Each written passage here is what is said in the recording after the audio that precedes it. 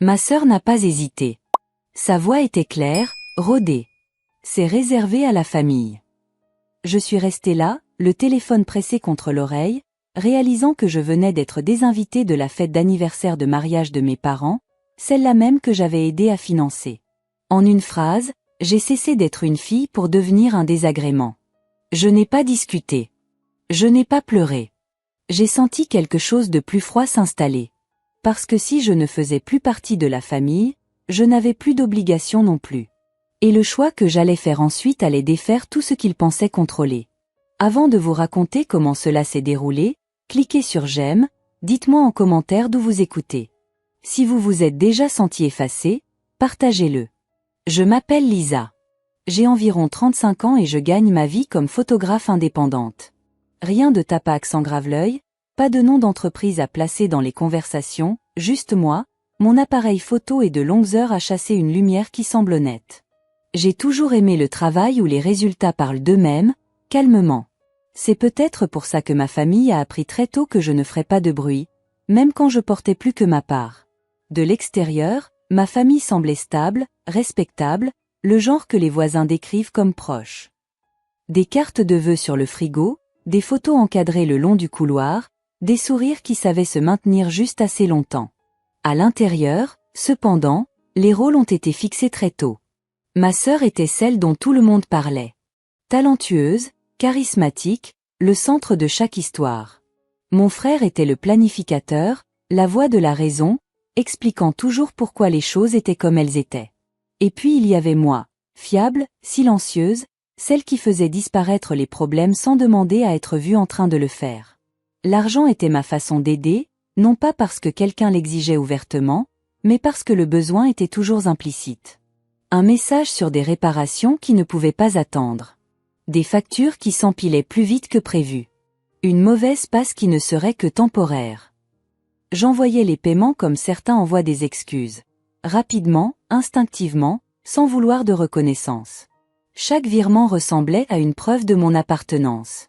Comme si, en gardant les fondations solides, personne ne remettrait en question ma place dans la famille. La gratitude arrivait à petite dose. Un bref merci, un doux tu me sauves la vie. Puis le sujet changeait. Personne ne demandait ce que ça faisait d'être toujours celle qui comblait les brèches. Personne ne se demandait ce qu'il m'en coûtait de rester aussi fiable. Je me disais que c'est juste comme ça que fonctionnent les familles. Quelqu'un doit être le pilier stable. Quand l'anniversaire de mariage de mes parents a commencé à approcher, j'en ai entendu parler indirectement. Pas par eux, pas via une invitation, juste des allusions, un commentaire sur les dates, une remarque sur le fait que tout le monde serait réuni. Je supposais que mon nom était déjà inclus, comme il l'avait toujours été. Pourquoi ne le serait-il pas? J'avais aidé à couvrir les coûts. Je les avais soutenus pendant des années. J'étais leur fille. Cette supposition a tenu jusqu'à ce qu'elle s'effondre. Jusqu'à ce que je réalise que je ne faisais pas partie du tableau qu'ils célébraient. Et cette réalisation n'a pas frappé d'un coup. Elle s'est insinuée doucement, comme le fait la vérité quand elle attend que vous la rattrapiez. Au moment où j'ai compris ce qui se passait vraiment, il était déjà trop tard pour prétendre qu'il s'agissait d'un malentendu. Les semaines précédant l'anniversaire se sont déroulées étrangement. Rien de dramatique au début. Pas de dispute, pas d'éclat, juste de petites demandes espacées d'assez près pour que je les ressente avant de les questionner. Ma sœur m'a envoyé un SMS un après-midi, décontracté comme toujours. Elle avait besoin d'aide pour couvrir les frais de voyage d'un proche. Ce n'est pas grand-chose, disait-elle. Le montant n'était pas scandaleux, mais il n'était pas petit non plus. J'ai fixé le message plus longtemps que d'habitude. Quelque chose en moi a hésité, non pas parce que je ne pouvais pas me le permettre, mais parce que j'étais fatiguée de prétendre que ces demandes étaient temporaires. Alors j'ai dit non. Juste un mot, pas d'explication, pas d'excuse jointe. La réponse est arrivée vite, pas en colère, mais déçue, le genre de déception conçue pour blesser en silence.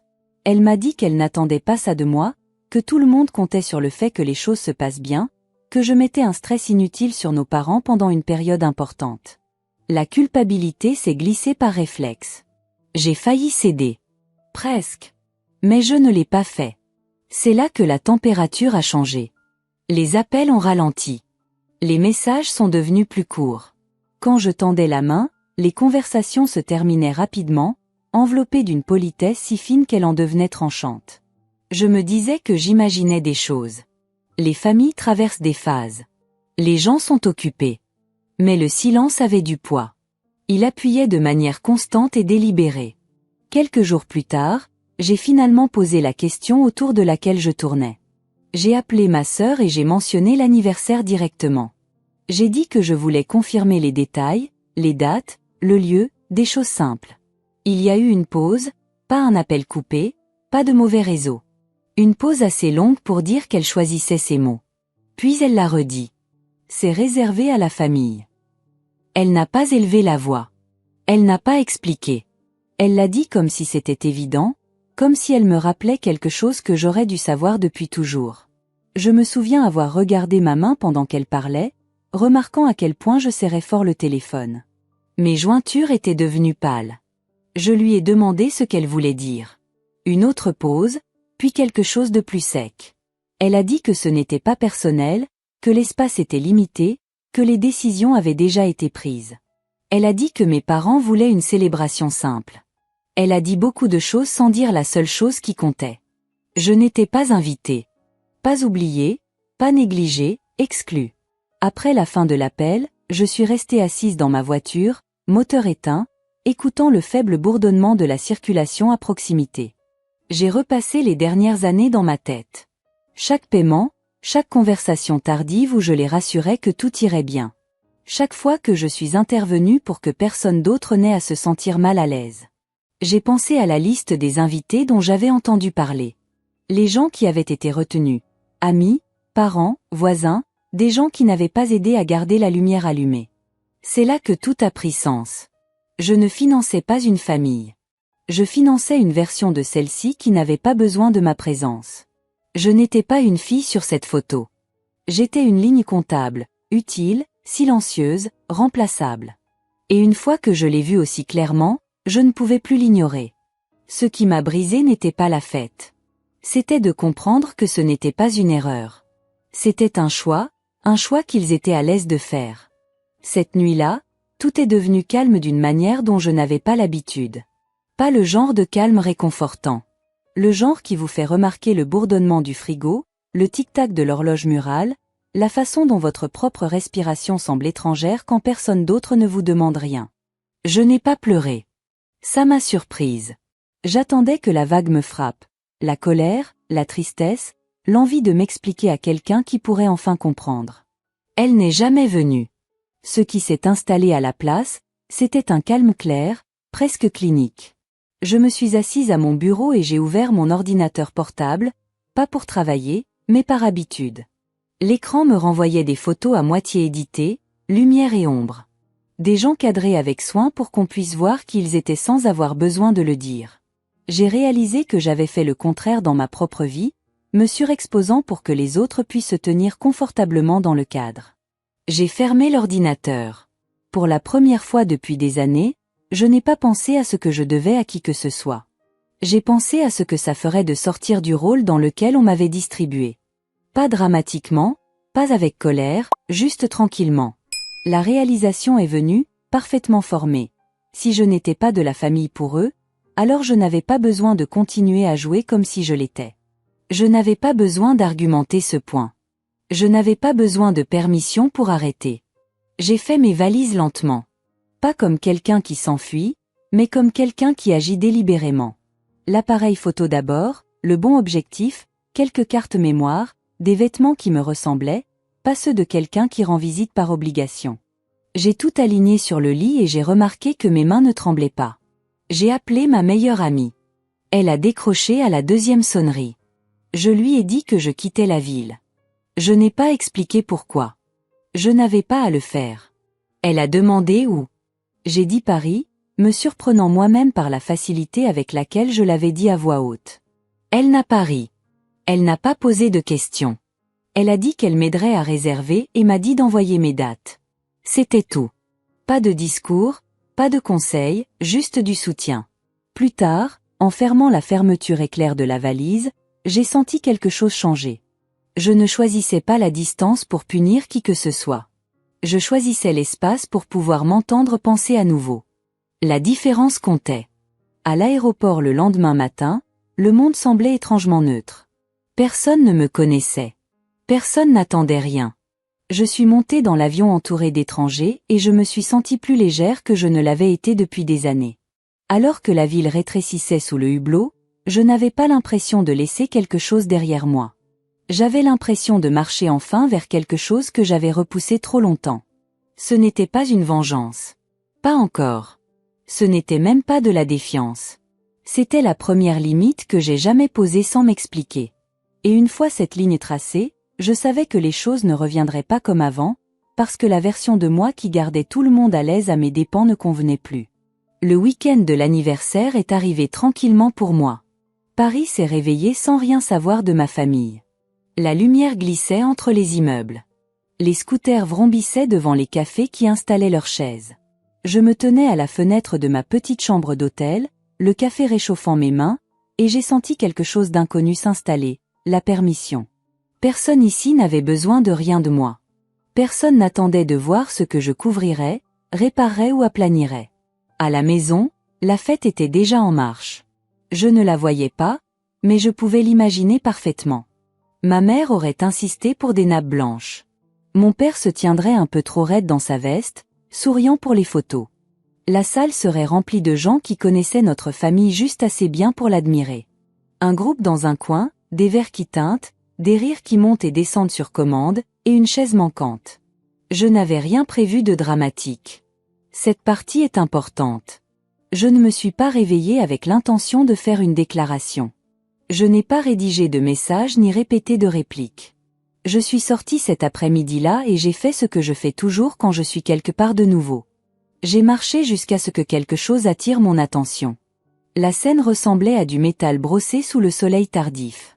Des couples s'appuyaient contre la rambarde. Un musicien de rue accordait son instrument, testant des notes doucement. J'ai levé mon appareil photo et j'ai suivi la lumière, image par image. Je n'essayais pas de capturer la perfection. Je cherchais l'honnêteté. Plus tard, de retour dans ma chambre, j'ai édité quelques clichés. Rien de lourd, pas de légende expliquant mes choix, pas de référence à la maison, juste des images de là où j'étais et de ce que ça faisait de respirer là. Quand je les ai postés, j'ai écrit une phrase simple sur le fait de chasser des moments calmes et de laisser la joie prendre son temps. C'était tout. J'ai posé mon téléphone et je suis allée dîner seule. Le restaurant était petit, les tables proches les unes des autres. L'odeur de pain et de beurre flottait dans l'air. J'ai mangé lentement, écoutant des conversations que je ne comprenais pas, regardant les gens vivre leurs propres histoires sans croiser la mienne. Pour une fois, la solitude ne ressemblait pas à une absence. Elle ressemblait à de l'espace. À la maison, à la fête, mon absence a commencé à résonner. Au début, c'était subtil. Un cousin se penchant pour demander à ma mère où j'étais. Un voisin jetant un coup d'œil autour de la salle, confus, quelqu'un supposant que j'arriverais en retard.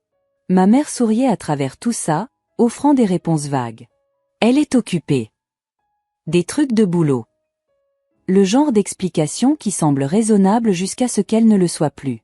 Puis quelqu'un a sorti son téléphone. Mon poste a atteint la salle sans contexte. Paris au crépuscule. Un café près d'une fenêtre. La lumière tombant exactement là où elle le devait. La question n'est pas sortie tout de suite à voix haute. Elle est passée de personne à personne. Douce mais persistante. Pourquoi n'est-elle pas là? Ma sœur a remarqué le changement avant que quiconque ne dise quoi que ce soit directement. Elle continuait d'ajuster des choses, de redresser des marque-places, de vérifier le groupe, souriant trop brillamment. Le contrôle était son confort, et le contrôle lui échappait. Au moment où le dîner a été servi, la température de la salle avait changé. La conversation a calé. Les rires n'atterrissaient pas comme ils étaient censés le faire. Quelqu'un a demandé directement à ma mère pourquoi sa fille ne célébrait pas avec eux. La réponse de ma mère a vacillé. Elle a lissé les choses, mais les fissures étaient visibles. Je ne savais rien de tout cela encore. Je rentrais à l'hôtel, la ville chaude autour de moi, quand mon téléphone a commencé à vibrer. Je l'ai laissé sonner. Le deuxième appel est arrivé quelques secondes plus tard, puis un troisième. Je me suis arrêtée sur le trottoir et j'ai regardé l'écran s'illuminer. Maison. Je n'ai pas ressenti de panique. J'ai ressenti de la curiosité. J'ai attendu que l'appel s'arrête avant d'entrer. Le premier message était de ma mère.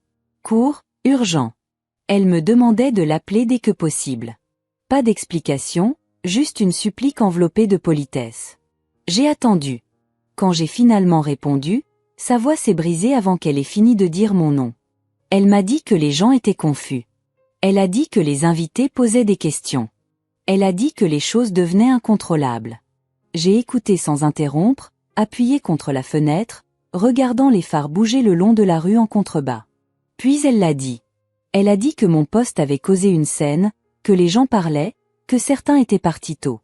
Elle a demandé pourquoi je leur faisais ça. Je lui ai demandé ce que j'avais fait exactement. Il y a eu une pause. Elle a dit que je savais ce qu'elle voulait dire, que je devrais le retirer, que je devrais les aider à aplanir tout ça. Je n'ai pas élevé la voix. Je ne l'ai pas accusé.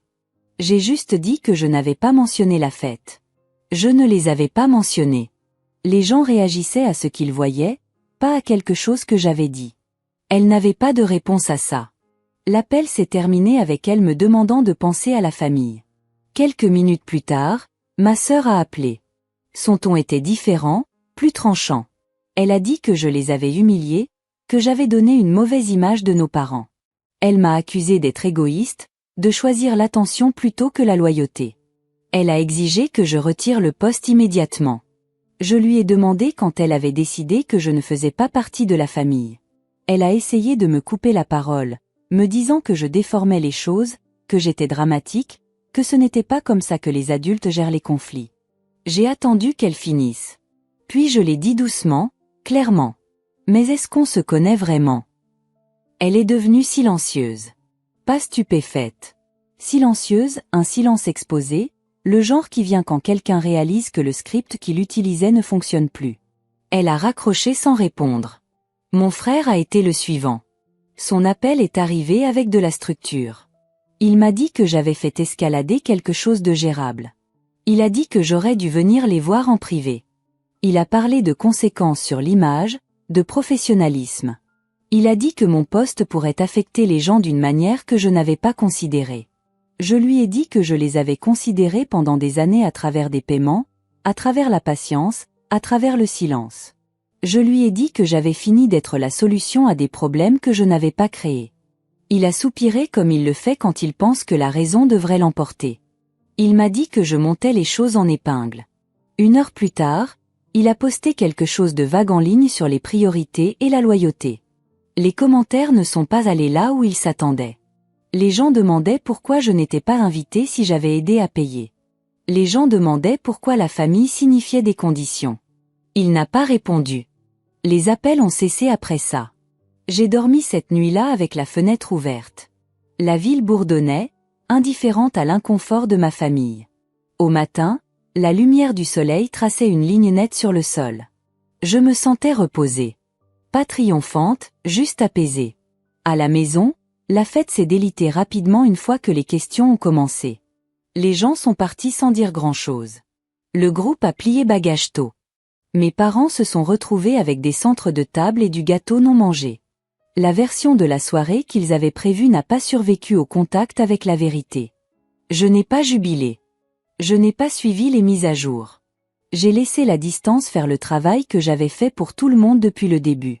Plus tard ce jour-là, mon téléphone a vibré à nouveau. Le nom de ma mère a illuminé l'écran. Cette fois, sa voix était plus petite. Elle m'a demandé de rentrer à la maison. Elle a dit qu'il voulait arranger les choses. Elle a dit qu'il voulait que tout redevienne normal. Normal, ai-je réalisé, avait toujours signifié moi payant et disparaissant. Je lui ai dit que je n'étais pas en colère. Je lui ai dit que j'avais juste fini de faire semblant. J'ai dit que je construisais quelque chose de différent maintenant. Elle a pleuré. Je n'ai pas bougé. Quand l'appel s'est terminé, je suis restée à nouveau près de la fenêtre. Des bateaux dérivaient le long de la rivière, stables et imperturbables. J'ai pensé au nombre de fois où j'étais restée silencieuse pour maintenir une paix qui ne coulait que dans un sens. La confrontation n'avait pas été bruyante. Il n'y avait pas eu de cris, pas de départ dramatique, juste quelques mots dits honnêtement et un silence qui a finalement fait ce que mes explications n'avaient jamais pu faire. Les jours suivants ont semblé étrangement légers. Pas facile, mais plus léger. Le bruit s'est atténué de lui-même. Les messages ont ralenti. Les appels ont cessé d'arriver en grappe. Ce qui restait était un calme qui n'exigeait rien de moi. À la maison, l'histoire s'est installée dans quelque chose que les gens pouvaient comprendre. Pas de rumeurs, pas de drame, juste des faits. Je n'étais pas invitée. J'avais aidé financièrement. Les questions trouvaient leur réponse d'elles-mêmes. Les amis de mes parents sont devenus distants, polis d'une manière prudente. Les invitations ont cessé d'arriver. Les conversations ont raccourci. L'image sur laquelle ma famille s'était appuyée ne tenait plus sans effort, et personne ne voulait continuer à l'étayer. Mes parents ont repris contact, plus doucement cette fois. Ils ont dit qu'ils voulaient repartir à zéro. Ils n'ont pas dit désolé. Ils n'ont pas reconnu l'exclusion. Ils voulaient juste que les choses semblent familières. J'ai compris ce qu'ils demandaient. Familier avait toujours signifié mon silence et mon soutien. Je ne leur ai donné ni l'un ni l'autre.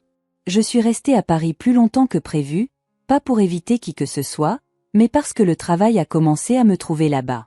Une petite galerie a demandé à en voir plus. Un rédacteur de magazine a écrit pour dire que mes photos semblaient honnêtes, comme si elles n'essaient d'impressionner personne. J'ai réservé des séances. J'ai répondu à des emails qui concernaient l'art, pas l'obligation. Quand je pensais à ma famille, ce n'était plus tranchant. Cela semblait distant, comme un vieux rôle devenu trop petit pour moi. Je n'avais rien détruit. J'étais sortie d'un schéma qui m'effaçait. La paix n'est pas arrivée sous les applaudissements. Elle est arrivée tranquillement dans des matins qui m'appartenaient et un travail qui demandait de la vision au lieu du sacrifice. Pour la première fois, les conséquences n'étaient pas quelque chose que je devais nettoyer. Je n'ai pas gagné contre ma famille. Je ne leur ai rien pris. J'ai simplement arrêté de rétrécir pour qu'ils puissent rester à l'aise. C'était ça le vrai changement. La famille n'est pas censée ressembler à une dette que vous continuez de payer juste pour rester inclus. Et les limites ne sont pas une punition. Elles sont de la clarté. Si vous avez déjà été exclu par les personnes même pour lesquelles vous continuez à vous présenter, je veux que vous sachiez ceci. Se choisir soi-même ne vous rend pas cruel. Cela vous rend juste. Vous êtes sur la chaîne Les liens du passé.